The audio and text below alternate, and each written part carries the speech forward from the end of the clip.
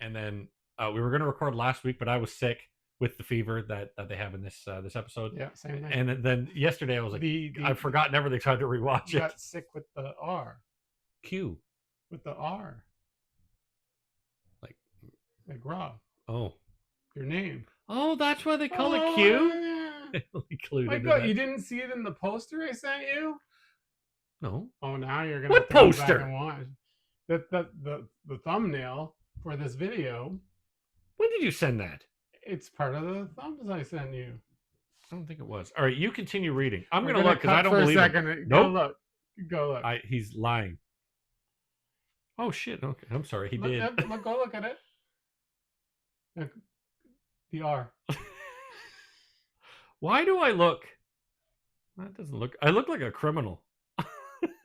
Isn't it great? Yeah, we got to cut all this out. A vortex opens, a new world spins. For Rob's first slide, the game begins. Phil knows the way through parallel streams. A first-timer's doubt, a super fan's dreams. We analyze the journey, we break down the feed. It's time to slide with me. Welcome to episode 5 of Slide With Me, starring Phil and Rob. Today we're talking about the episode Fever. Fever originally aired on March 29th, 1995. The Sliders arrive in a world where San Francisco has discovered that oil is beneath it. And they walk into the street where Rembrandt Brown picks up money and throws it into the air. They then find a place to slide into the next world. So does that mean, because they said that they only got to spend 20 minutes in Wealthy Land. Yeah. So that effectively means that when they slide, sometimes it's going to be 5 minutes, sometimes it's going to be 5 days, right? Okay.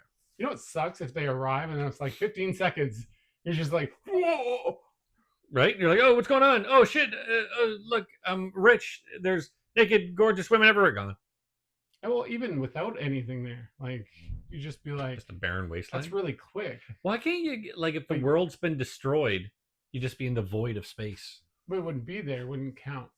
But the world was there once, and say it got obliterated by nuclear disaster. I don't know science. You know who does? Quinn Mallory. I assume... And Professor Arturo... What's his last name?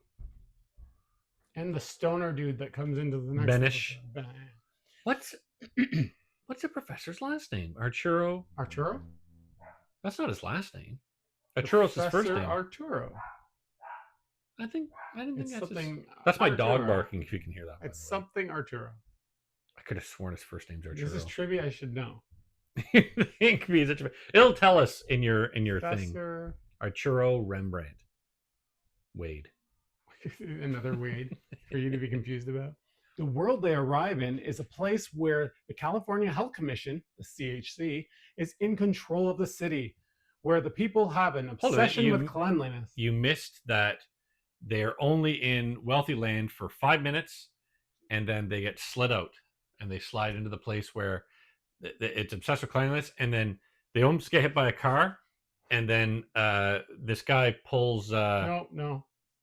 Yeah. Oh my God. This is the guy that loved the show so much. I thought you were talking about the previous episode because that happens. This is another one of my points. So the writers of this show, back to the well. The writers of this show really don't like, and look, I'm just gonna say it. I don't think they like girls. Not in the way that there's some guys that don't like girls.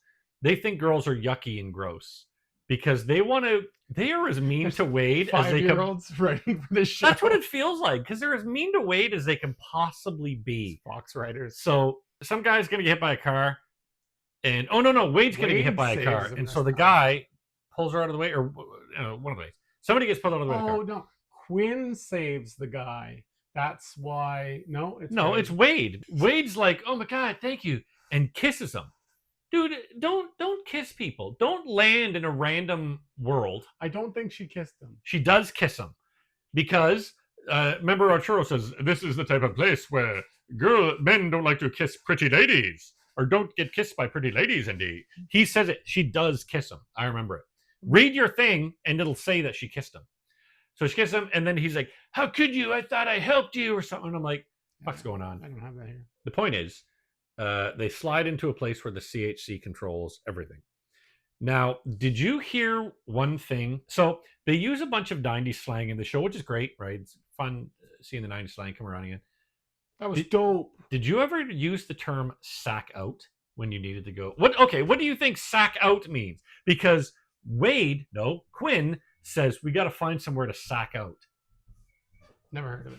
I never heard anyone ever use the term sack out because he goes sack out. I didn't know what he said. So what I did was I turned on the subtitles and then I realized he said sack out. I was like, sack out. It's a term for we need to find somewhere hotel to sleep to go to sleep. And I'm like, I've never heard anyone in my life use the term sack out. The Quinn Mallory of that world is They haven't talked about the Quinn Mallory of the world yet. They talk about him when they go to the place. I know. But you're trying to set it all up. I am. You should be looking at it the trying way that viewers would see it for the first time. That's what our song says, that I'm seeing it for the first time. It's true. Technically, I had to watch this 2 times because I watched it when I was too. Yeah. Well, I told you I was watching on the train when I was coming back from Toronto. I was in where was I? Atlanta or Ohio? I can't remember, somewhere. And I was coming back and I'm watching on the train. And then we were going to record last week, but I was sick with the fever that they have in this episode. Yeah, same thing. And then yesterday I was like, I've forgotten everything, so I had to rewatch it. You got sick with the R. Q. With the R. Like Rob. Oh. Your name. Oh, that's why they call it Q? Yeah. My God, you didn't see it in the poster I sent you? No. Oh, now you're gonna what have to poster? Go back and watch. The thumbnail for this video. When did you send that? It's part of the thumbs I sent you. I don't think it was. All right, you continue reading. I'm gonna look because I don't believe it. Nope. Go look. He's lying. Oh shit! Okay, I'm sorry. He did. Go look at it. Look, the R. Why do I look? That doesn't look. I look like a criminal. Isn't it great? Yeah, we got to cut all this out. The Quinn Mallory of this world is the patient zero of an incurable disease entitled the Q. The Q illness is a strep-like plague that has ravaged society. And it's named after Quinn. That's why it's called the Q. Yes. The group decides to sack out into a motel. Sack out. That's a weird one, dude. Like that, and I feel like maybe they were trying some slang on the show, and maybe trying to make it a thing. Was it like fetch? Trying to make fetch happen. Just as Wade Wells is starting to grow ill. Yeah. Now, did you notice who, when they go into the hotel, Rembrandt and Wade, who was the hotel manager? Did you notice? Will Sasso. Yeah, Will Sasso. He's always the hotel Fat manager. Will Sasso. Look, every cool. single time. It's an ongoing. Oh, does it become an ongoing thing? Oh, wicked. Okay, cool. Just like the taxi driver.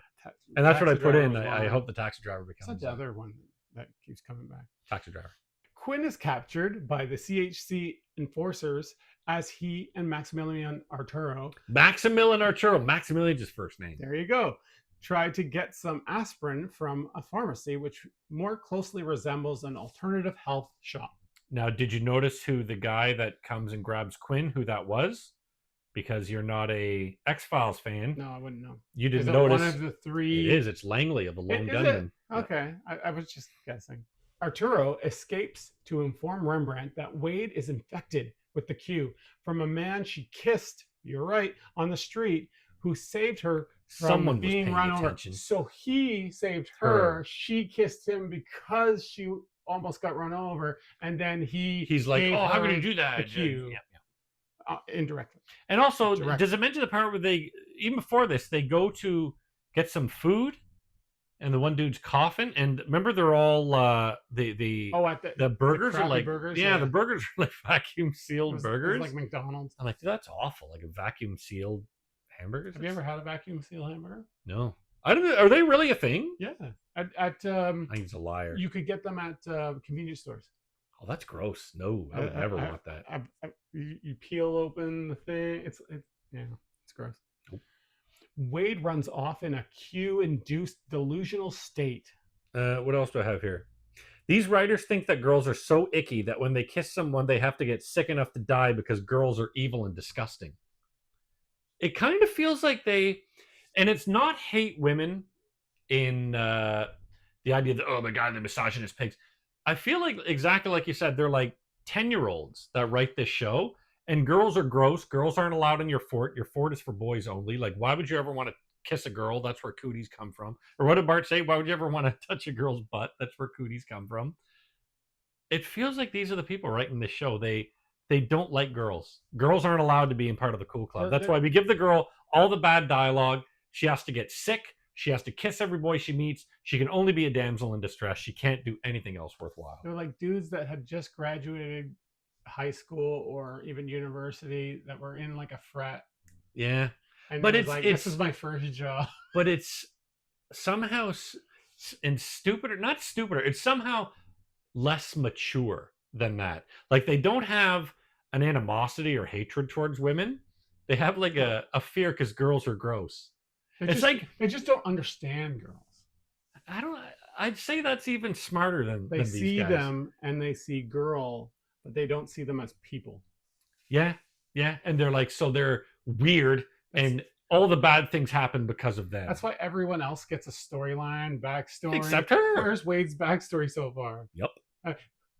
In the next episode, spoiler, she wants to go see family. They don't go to her family. No. The whole point was for her to go see family. But her family's dead. And then they get here, it's like, yeah, I think my family's still alive.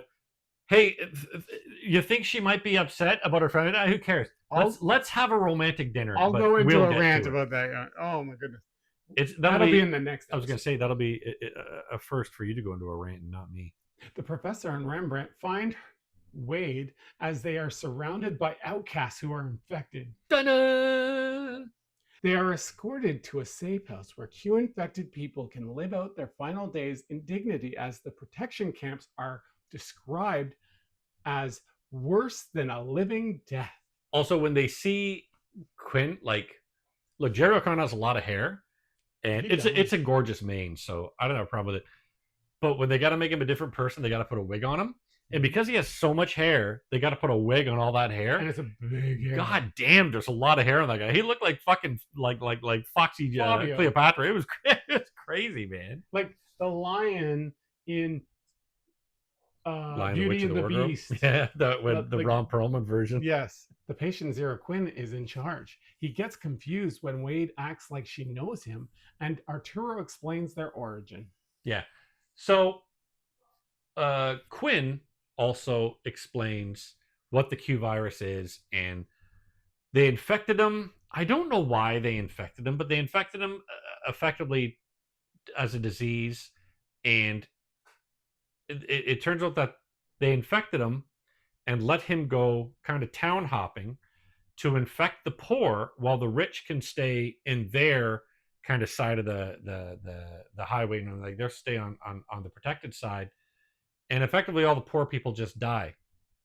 And while I'm watching, I'm like, well, that's kind of stupid, because they'll never recreate all what will happen is the poor people will just all get sick and die. And I'm like, oh, wait a minute. That's exactly what the rich people want.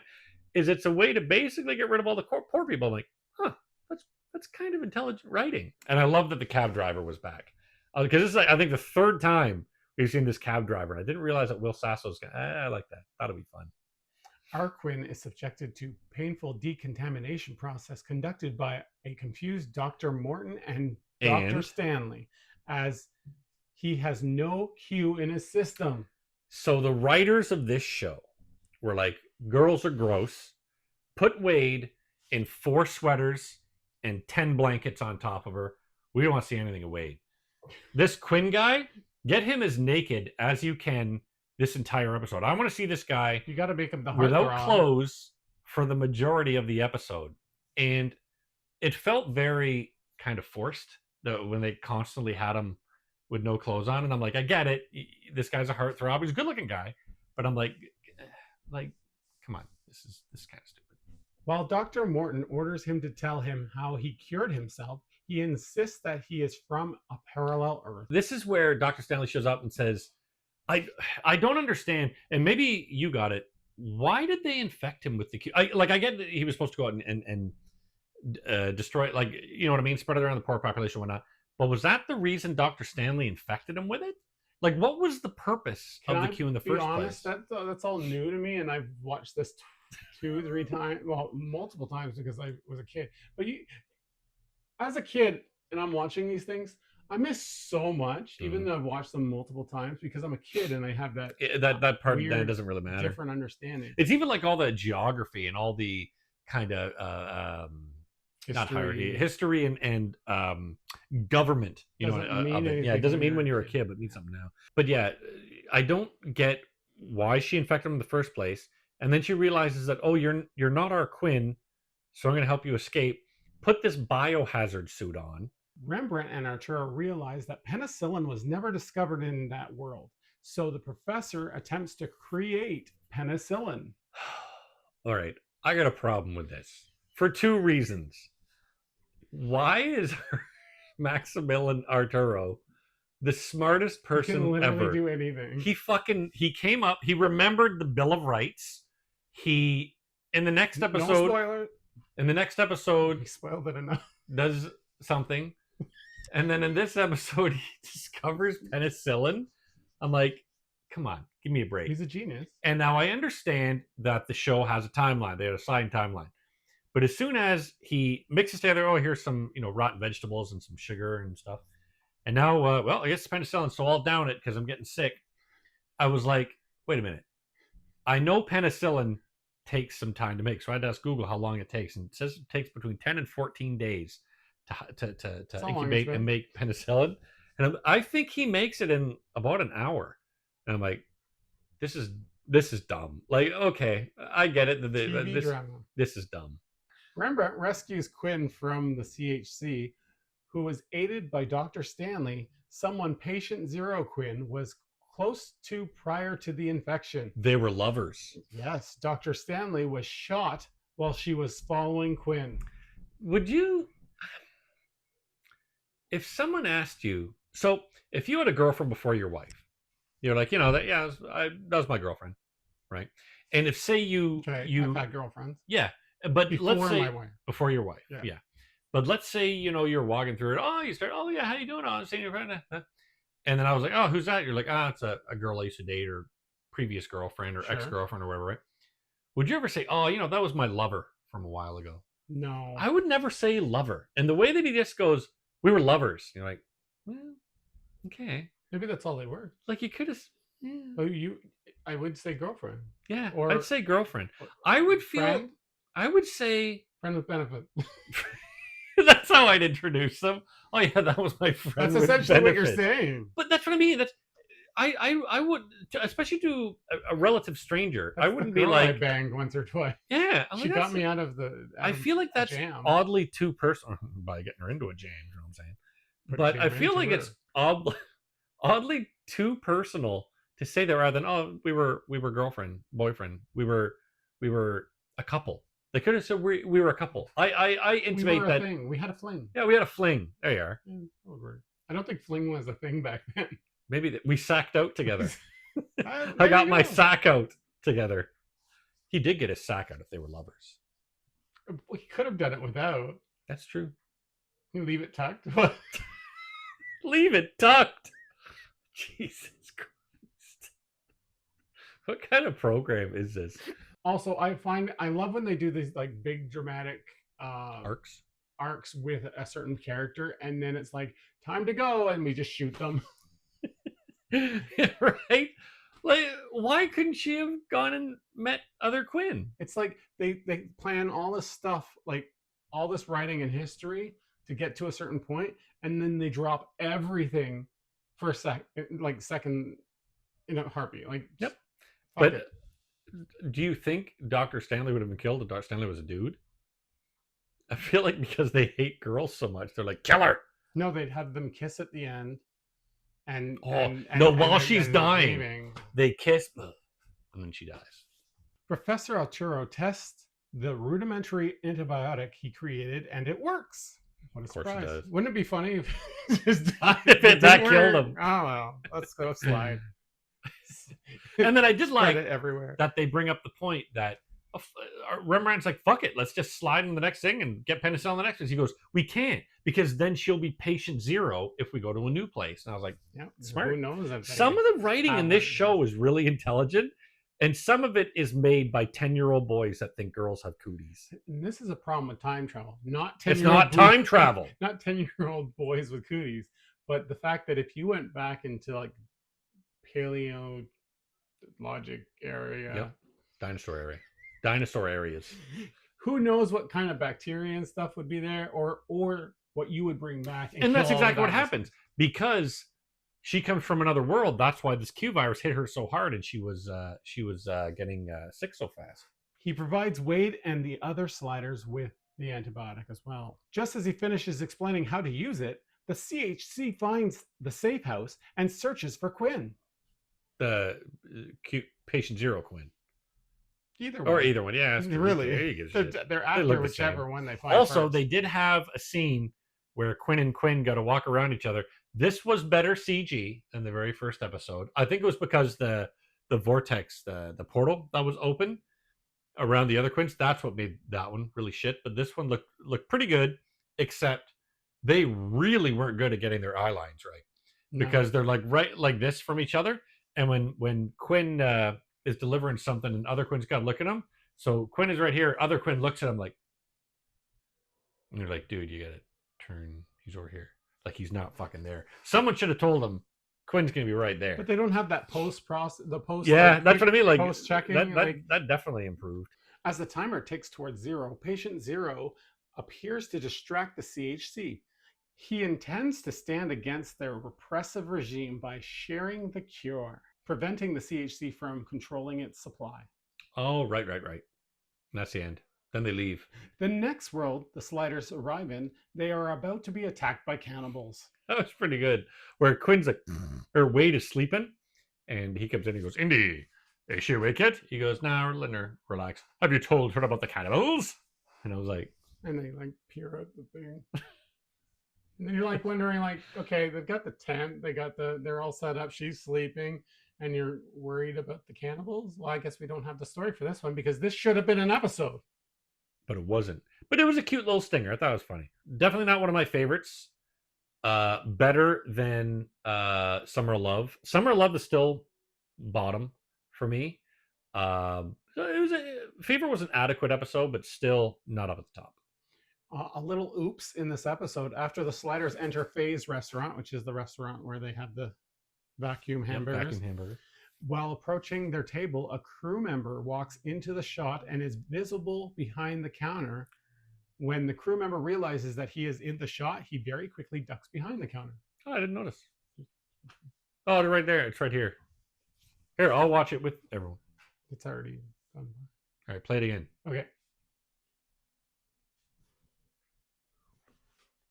How great would it be if I actually got it at the time it occurs? I can make sure.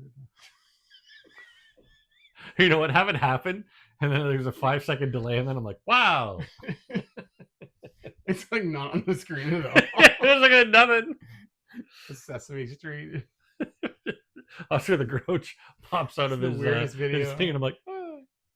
It's a memorable episode, but it's just like it kind of goes all over the place, and you're just like, and I really hate the dark episodes where everything's shot in the dark, and I feel that's like how you keep more the grainy, and I don't know. I feel like that's how you keep it cheap, you know, because if you want to have like this is a huge place where they've got all the survivors in, keep it super super dark so you can't see how actually small it's just like a fucking warehouse. You know what I mean?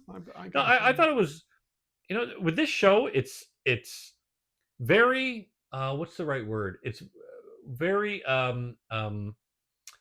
filmed on a budget. Like it's a show that's very expertly filmed when you don't have a lot of money, but you got a lot of big ideas. That's where you get a lot of streets. Yeah, you get a lot of good ideas.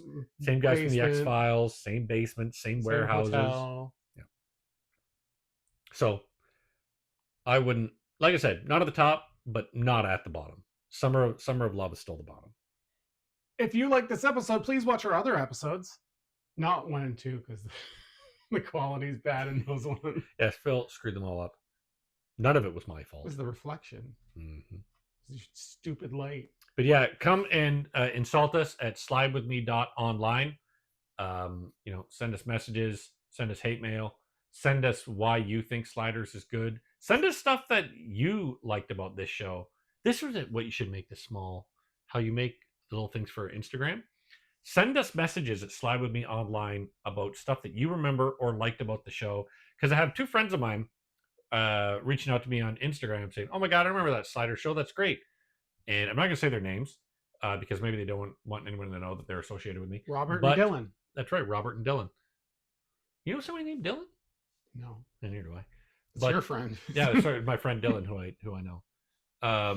But yeah, send us messages so we can say things about them and we can read them and then answer them. I mean, I've noticed people liking like Sex with Sue. I've noticed the she would answer stuff. I've noticed the no subscriptions. No one likes us that much. I wouldn't subscribe to. I'm subscribed to us on YouTube. Oh, you're the one. Yeah, the one. The one. My boys were watching it and they were laughing, so I know at least one person that's laughing at it. But you had the belt in hand. That's true. You fucking laugh. Ha ha ha. All right, slide with us into our next episode. That's a good way to go to the next one.